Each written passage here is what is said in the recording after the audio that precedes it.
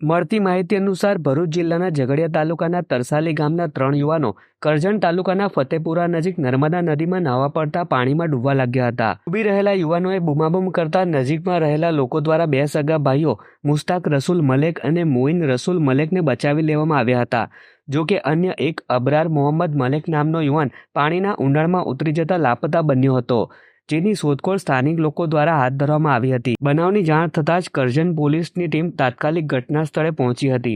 ત્યારબાદ ઝઘડિયા અને કરજણ ફાયર વિભાગની ટીમની મદદ લેવામાં આવી હતી, જેઓ દ્વારા બોટ લઈ પોતાના સાધનો વડે મોડી સાંજ સુધી પાણીમાં લાપતા બનેલા યુવાનની શોધખોળ હાથ ધરવામાં આવી હતી. પરંતુ સાંજે 7:30 વાગ્યા સુધી યુવાનનો કોઈ પત્તો લાગ્યો ન હતો, જેથી અંધારું થઈ જતા ફાયર વિભાગની બંને ટીમો પાણીની બહાર આવી ગઈ હતી. ત્યારબાદ એક સ્થાનિક દ્વારા મચ્છી પકડવાની ગિલની મદદ વડે ડૂબી ગયેલા યુવાનના મૃતદેહને મોડી સાંજે બહાર કાઢવામાં સફળતા મળી હતી. અંદાજે 22 વર્ષીય યુવાનનું પાણીમાં ડૂબી જતા મોત થવાના પગલે ઝઘડિયા તાલુકાના તરસાલી ગામે શોકની લાગણી છવાઈ હતી.